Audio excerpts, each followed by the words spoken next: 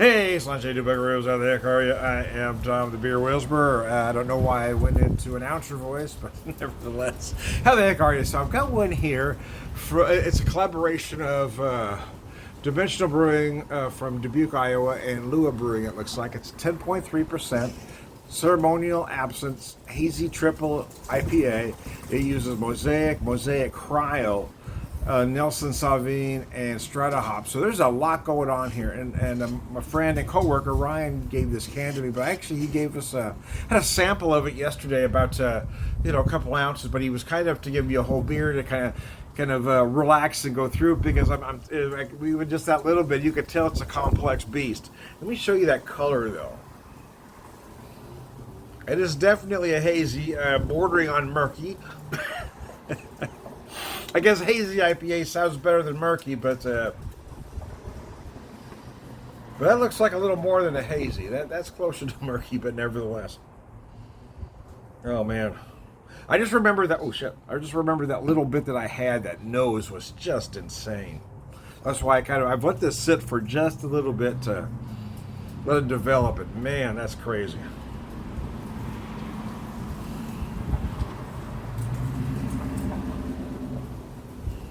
So, you're going to get a lot of things going on here, and how you feel it really just depends on how you interpret certain things. As I tell people, you're not going to taste things, you're not going to smell things you're not familiar with. For me, there's a lot going on here. There's a lot of mixed citrus. I feel like I'm getting a combination of orange zest and grapefruit zest. Also, a lot of tropical fruit. So there's a little bit of sweetness on the nose. So you might feel pineapple, mango, passion fruit. And for me again, I'm also kind of getting that almost botanical like hint. Not quite pine, but somewhere in that, just the idea, just the notion. That's the idea.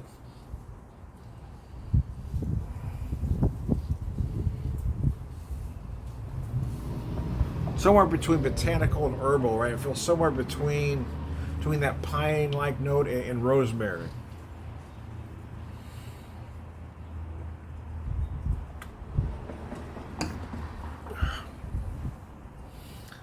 Man, so it is 10.3%. So I'm not going to tell you you're not going to taste any alcohol. I'm not going to say that. But what I will say is that I don't know that you're going to taste 10.3. You're definitely going to feel it later. But yeah, there is no harsh alcohol taste. There's no booziness, if you will.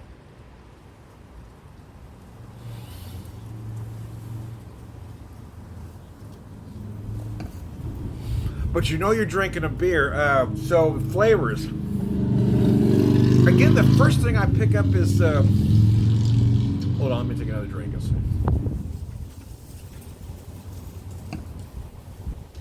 Get that little bit of almost pineapple-like sweetness up front. Mango, passion fruit may come into play as well. I'm also feel like I'm getting some stone fruit in the middle. Kind of feeling like a mix of apricot and just a hint of peach, maybe a little nectarine in there too. But it's towards the end, towards the finish, you get that touch of bitterness. Almost feels like just a little bit of again a mix of grapefruit and orange zest. Yeah, like I said, it's a complex beast. But if you like this style, man, this one is absolutely gorgeous. I'm on the record of not necessarily being a huge fan of the style as a whole, but I'm telling you, this one is amazing. But for whatever reason, and it may be the additional malt, right? But for whatever reason, I tend to prefer double or triple imperial hazies more so than their regular version counterparts. And it may be just because, again, a little bit more malt to hang on to. It feels more balanced, maybe.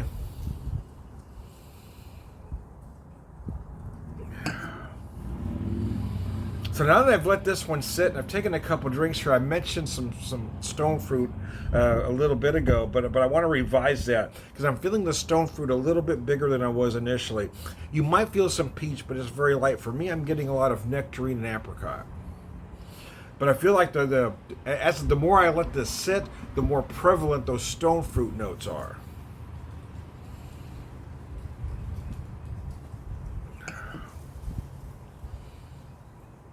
Man, that is, wow. That is beautiful. I got a little bit left in this can, so I'm just going to top this off. I'll let you take a look at that. Man, this beer pours so beautifully. I love that opaque head on there. Oh, gosh, that's just gorgeous, man. You poured us, there was a few of us, you poured us a little bit in some taster glasses. You can see even then it just poured so well. And that head just kind of sits on there very nicely. But having a full can of it now, oh my Lord.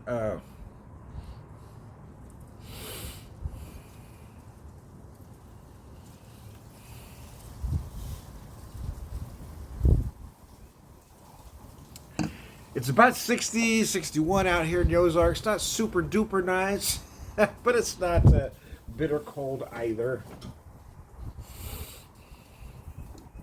So I thought I'd come out here to my pub area. My wife had to go do a few things. So I could be in the house, but I want to use this area as much as I can, my little space. Friend Ryan said, you need a dedicated space. I probably do, but I work with what I got. I will gradually co-opt more of this garage as we get rid of some things. So, but I'll never have that one just dedicated spot other than just this particular, but the car will always be there. But eventually I'm going to have a little more space. But it is my space, right? It can't be infringed on. Wearing my Saxon shirt I got last year on my birthday. They were playing directly on my birthday, which was really nice. So I went at the VIP package. It was actually Saxon. I had to stand up for you to see the whole shirt, but it was actually Saxon and Uriah Heep. It was a Hellfire and Damnation tour. And both bands were just insane, man. I had the VIP meet and greet package, and they were just so nice to talk to, man. It was a lot of fun. It was a great 59th birthday, but I turned 60 this year, so I think my wife wants to throw me a party, so we may do that. Take two. Had some technical difficulties. The wind took the camera down. So when it goes down, it automatically shuts off. So anyway, I was talking about the weather a little bit earlier. It's about 61. But yeah, it's the wind. The wind can be an issue. Anyway, nevertheless, let me finish before that happens again. But again, mostly I just didn't want to drink this beer too fast, right? I want to sit and develop.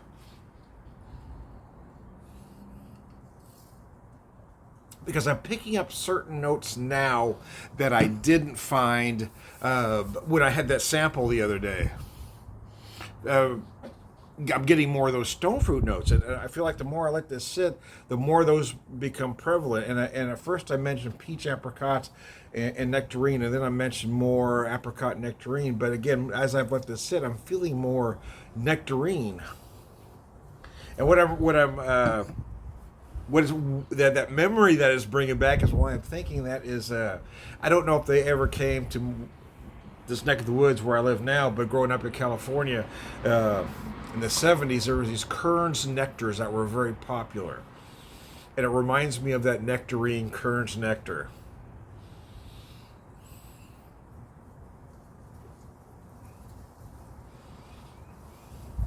Of course, yes, you're going to get those usual suspects, right? I don't want to downplay the fact that more prevalent are those tropical fruit notes. The pineapple, the mango, passion fruit. You might even find papaya depending on your taste buds. I'm not someone that eats that, so I'm not going to interpret that. But I don't think it's going to be unusual if you find it.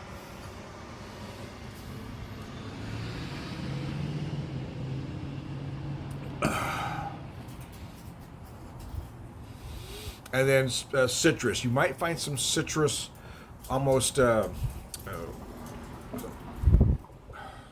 do I want to say this? You might find some orange, grapefruit early on, but you're going to get the zest right in the finish. That's two different flavors. So kind of a mix of orange zest and grapefruit zest right at the end.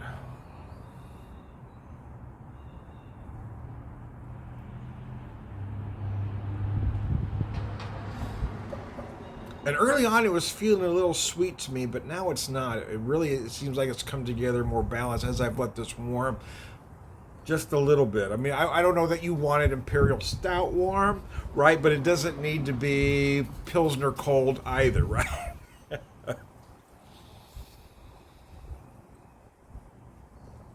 Oh, gosh.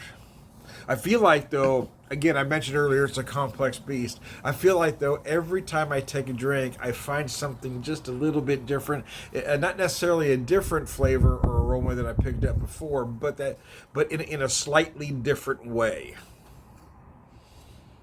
This is one of my favorites of this style. I don't know. I mean, 10-3 calling a triple. I feel like most breweries are doing that, but to me, it's still a big double or an imperial. But nevertheless, what's in a name? Bottom line, if I was able to purchase this beer, if this beer was in my neck of the woods, would I buy it? Yes, I would. Because I don't like to grade. I don't do that. I don't call myself a beer reviewer. So my scale is simple. Would I buy it again or not? For this one, yes. But I didn't buy this one. This one was given to me. So then the question becomes, would you buy it? If it came to your neck of the woods, or if you were traveling and found it, it would be the first thing I put in the cart. As soon as I got to that section, I would grab it because it really is that good. There you go. Again, thank you, Ryan. I really appreciate it, man. Us beer guys try to take care of each other. Ryan's always bringing back beers from different places. I've got another friend, Levi, that does the same thing. So when I went on vacation last year, I brought a bunch of stuff back that I gave to those two guys. I was of the IPA, variety. They love IPAs and doubles, so I made sure I gave those two a lot of them. A lot of them I bought, in all honesty, with those two guys in mind. Because that's what craft beer is about. It's not just about drinking the beer. It's about, spreading the love, man. Letting everybody enjoy the beer. And that's one of the major differences between craft beer drinkers and macro drinkers. But to focus on the beer for a second, I feel like, again, every time I take a drink of this, something else comes out. It may not be a different flavor per se, but that flavor presented in a different way. And that's why this beer is very challenging. I don't know if that's the right word, but yeah, like I said, there's just a lot going on here. It is amazing. So I would love to have a 4-pack of this just to kind of, Anyways, I am Tom the Beer Whisperer, beer evangelist, prolific beer drinker, purveyor of wisdom, and